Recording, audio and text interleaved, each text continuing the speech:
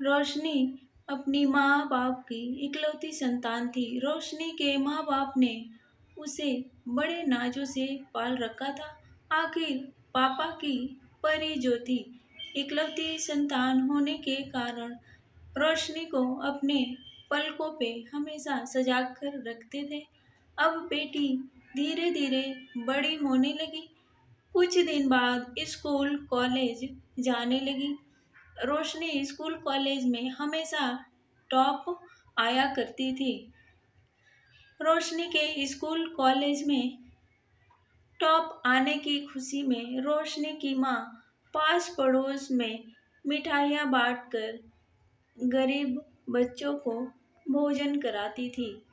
कुछ समय कुछ समय बाद रोशनी कॉलेज में ही एक सुरेश नाम के लड़के को पसंद करने लगी। सुरेश भी रोशनी को बहुत पसंद करता था। धीरे धीरे दोनों का प्रेम और गहरा हो गया। एक दिन रोशनी ने अपने माँ को सुरेश के बारे में बताई। रोशनी की माँ तो मान गई, लेकिन रोशनी के पापा सुरेश से रिश्ता तय करने को तैयार नहीं थे। आखिर सुरेश गरीब परिवार से जो था। ये सिलसिला कई महीनों तक चलने के बाद रोशनी के पापा भी शादी के लिए तैयार हो गए। रोशनी आज बहुत ज़्यादा खुश थी, क्योंकि उसकी जिंदगी की एक नई, एक अच्छी और एक उम्मीदों वाली शुरुआत थी। शादी की सारी रस्में धूमधाम से मनाई गई। अंत में एक बोर्डिंग पार्टी ऑर्गेनाइज की गई थी। शादी में एक से बढ़कर एक कीमती तोहफे मिले थे, लेकिन रोशनी की माँ का तोहफा कुछ अलग ही था।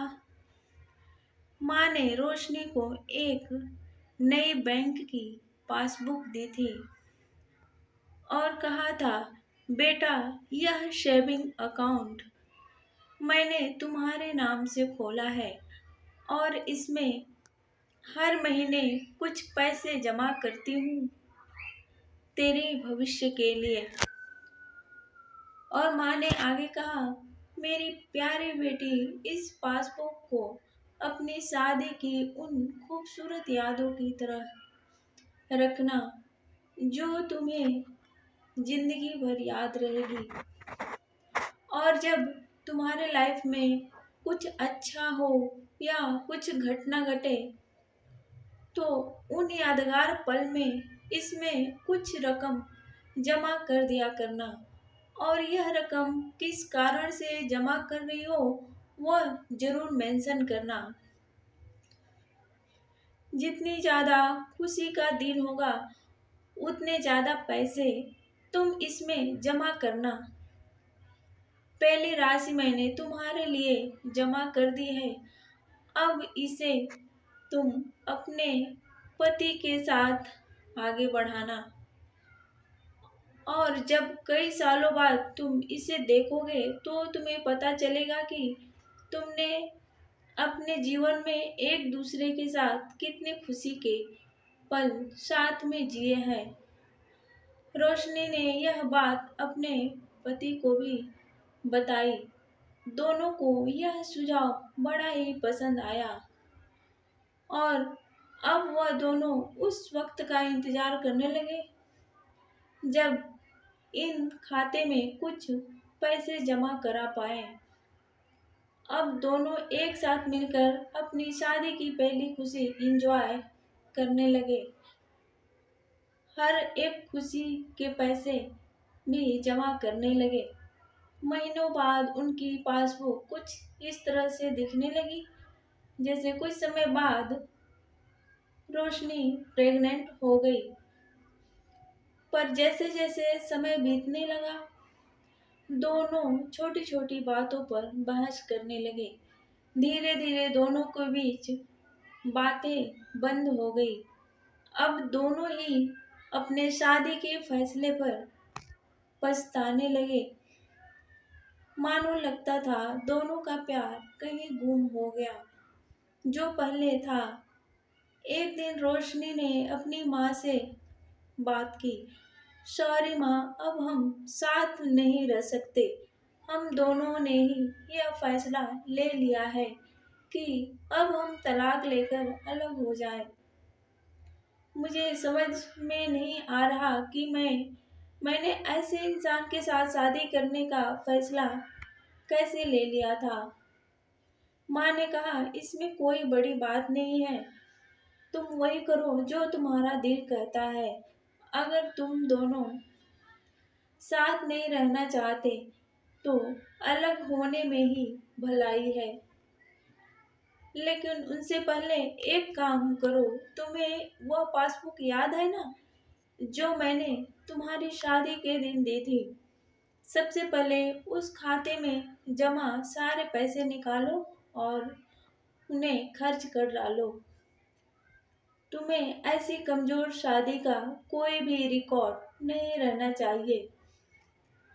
रोशनी अपनी माँ के बातों से सहमत होकर वहां से सीधे बैंक चली गई ताकि वह अपने अकाउंट को बंद करवा सके। घंटों लाइन में खड़े होकर इंतजार कर रही थी। तब उसने एक नज़र उस पासबुक के अंदर लिखे रिकॉर्ड पर पड़ी। उसने पढ़ा और पढ़ती गई। वह सारी खुशियाँ, आनंद के पल जो अपने पति के साथ बिताए थे, वह सब उसकी आंखों के सामने आ गए और उसकी आंखों में आंसू आ गए। वह तुरंत वहां से निकलकर अपने घर पहुंची। रोशनी घर पहुंचकर सबसे पहले वह पासबुक अपने पति के हाथों में रखी और बोली कि तलाक लेने से पहले इस खाते में जमा सारे पैसे खर्च कर दो और इस खाते को बंद कर दो। अगले दिन पति बैंक गया और खाता बंद कराने के लिए लाइन में लगा। तब तक उसका नज़र पासबुक के अंदर लिखे रिकॉर्ड्स पर पड़ा। वह पासबुक पढ़ा और पढ़ते ही गया।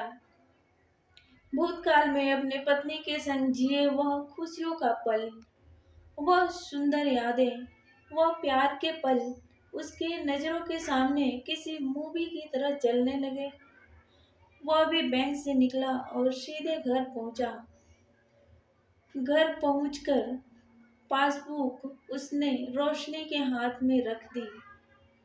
यह वह दिन है जब मुझे यह एहसास हुआ कि मैं तुमसे कितना प्यार करता हूँ, और यह भी कि तुमने मेरी जिंदगी में कितनी खुशियाँ लाई है। वह दोनों एक दूसरे के गले लग गए, खूब रोए और उस पासबुक को संभालकर तिजोरी में रख दिए। रिश्ता सबसे बड़ा अनमोल रत्न है। एक दूसरे को समझें और प्यार से बिताएं। ये हमारी वीडियो, मोटिवेशनल वीडियो कैसी लगी आपको? अगर अच्छी लगी हो तो एक लाइक सब्सक्राइब जरूर कीजिए, जिससे हमें मोटिव मिलता है कुछ अलग करके दिखाने का। और आने वाले समय में ऐसे ही वीडियो आपको मिलते रहेंगे। देखने के लिए धन्यवाद।